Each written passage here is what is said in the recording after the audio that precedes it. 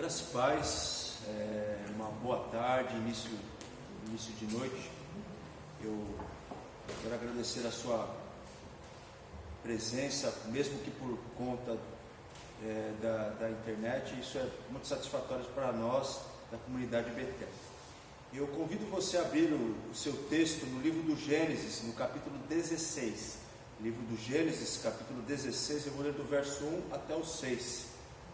A palavra de Deus diz assim: Ora, Sarai, mulher de Abrão, não lhe dava filhos, mas tinha uma serva egípcia chamada Agar.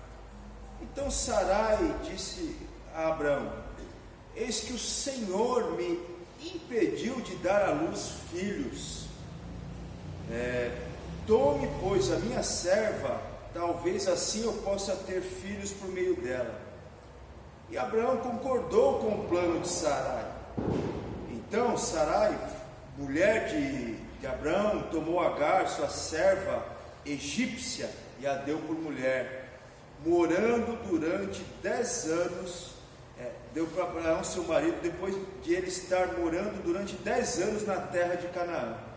Ao saber que estava grávida, Agar começou a olhar com desprezo para a sua senhora. Então Sarai disse a Abraão: seja sobre você a afronta que é feita a mim. Eu mesma pus a minha serva em teus braços. Ela, porém, vendo que engravidou, me olha com desprezo. Que o Senhor julgue entre mim e você. Abraão respondeu a Sarai: Você continua a ter o controle sobre a sua serva. Faça com ela o que melhor lhe parecer. Então Sarai a humilhou e Agar fugiu da presença dela. Que Deus abençoe a leitura de sua palavra. Amém? O tema da mensagem é: faça as escolhas certas, faça as escolhas corretas. Bom, eles estavam vivendo uma crise. Essa família, esse clã estava vivendo uma crise, porque Abraão não tinha um herdeiro, e isso é algo muito importante nesse tempo do Oriente Antigo. E tão importante quanto ter um herdeiro era uma mulher poder dar à luz, poder gerar uma criança. Talvez fosse a principal papel da mulher na sociedade do Antigo Oriente, talvez. E ela não tinha. Então eles viviam uma crise. Não era um vírus, não era financeira, não era política, mas era uma crise. E dentro desse contexto, a gente vem tirar algumas lições, inclusive para nós, que a grande maioria talvez não esteja nesse exato momento da história se preocupando se vai ter filhos ou não, mas se vai sobreviver ou não a todo esse contexto mundial que nós vivemos. E a Bíblia, ela sempre tem lições para nos dar esperança, nos dar ânimo, nos dar força, da maneira correta, da medida certa, para a gente fazer as escolhas certas. E em 3 aspectos, rapidamente, eu gostaria de expor para todos esse texto, baseado nesse tema. E a primeira lição que esse texto nos ensina é que a gente tem que tomar cuidado com as escolhas fáceis. Cuidado com as escolhas fáceis. Sarai tomou a escolha fácil. Ela decidiu pelo mais fácil. Ela tinha servas, ela escolheu uma serva e deu para o marido dela para ter relação e para ter um filho. Por conta da frustração dela, por conta da decepção dela, por conta da falta de crença naquilo que Deus tinha prometido a eles, ela, diante de uma crise, ela optou pelo mais fácil. Ela se jogou no mais fácil. E quantas pessoas nesse exato momento estão optando pelo mais fácil? Pelo que, entre aspas, pode ser a solução das situações, pode ser a solução da grande crise que nós estamos envolvendo. Vamos nos expor, vamos trabalhar, vamos fazer isso, vamos fazer aquilo outro, sem levar em consideração O pós, nas nossas vidas, na nossa jornada, nós devemos sempre sermos criteriosos com as escolhas, e principalmente quando é muito fácil. Já dizia minha avó, finada avó, quando a esmola é muito, até o santo duvida, tem dúvida. Então nós devemos tomar cuidado nas escolhas fáceis, porque sempre há desdobramentos. Nesse tempo de crise, nesse tempo de conflitos que nós estamos vivendo, tome cuidado com as decisões que aparentemente são as melhores, que são as mais fáceis. E nós vamos ver por que nós devemos tomar cuidado no decorrer do texto. A segunda lição que esse texto nos traz é que nós não devemos fazer como Sarai fez. A segunda lição é: não queira interpretar a Deus, no verso 2, porque ela disse o seguinte: então Sarai disse a Abraão: eis que o Senhor me impediu de dar à luz a filhos. Sarai, como diz aqui o texto, ela por conta de toda a conjuntura social, familiar dela, ela de alto já arrumou um culpado por conta dela não ser uma gestante, ela não poder naquele momento dar um filho. E a culpa de imediato foi a Deus. Ela culpou a Deus por não abençoá-la com um filho de Abraão.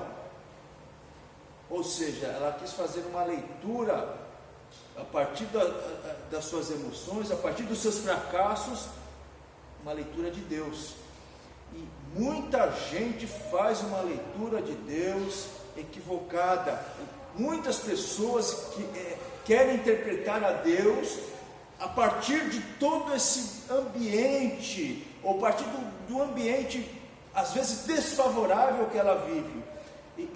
E isso nos leva, assim como levou Sarai, a ter conclusões equivocadas a respeito de Deus e da sua palavra, e da sua vontade e da sua verdade. Sabe, minha gente, meus irmãos, minhas irmãs, meus amigos, nesses momentos, não queira achar um culpado. Não queira achar culpado. Não queira depositar o peso das perdas, das dificuldades, das problemáticas no outro. Cada um está nesse momento vivenciando da sua perda. É claro que a gente sabe que existe uma minoria que lucra com isso, a gente sabe disso, mas a grande maioria está pagando um preço emocional, um preço espiritual, um preço financeiro. Então não queiramos depositar a culpa no outro, e muito menos em Deus. E terceiro e último, assuma as suas decisões. No verso 4, na parte B, diz assim: ao saber que estava grávida, Agar começou a olhar com desprezo para a sua senhora. Bom, bem ou mal, neste contexto, sempre foi Sarai que protagonizou toda a cena, todo esse episódio. A grande protagonista dessa celeuma que acabou virando foi Sarai. Não foi Deus, não foi Abraão. Abraão foi um comparticipante, porque ele poderia dizer não, ele concebeu a ideia, ele gostou da ideia, obviamente, mas quem sugeriu, quem colocou foi Sarai. Logo, depois que a sua serva fez aquilo que ela não poderia fazer, teve a consequência. Ela lançou o enrosto, e não precisava muito, porque só o fato dela ter engravidado, coisa que Sarai não conseguia até então, já era um tapa no rosto de Sarai. Mas, como diz um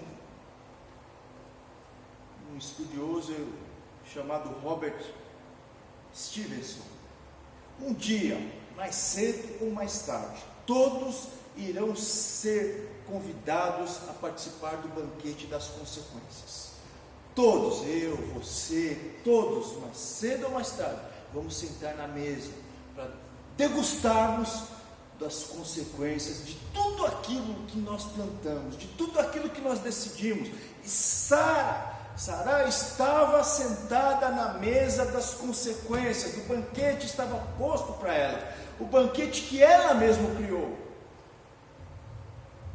E ela, como bem disse Abraão, a serva continua sendo sua, faça o que bem entender.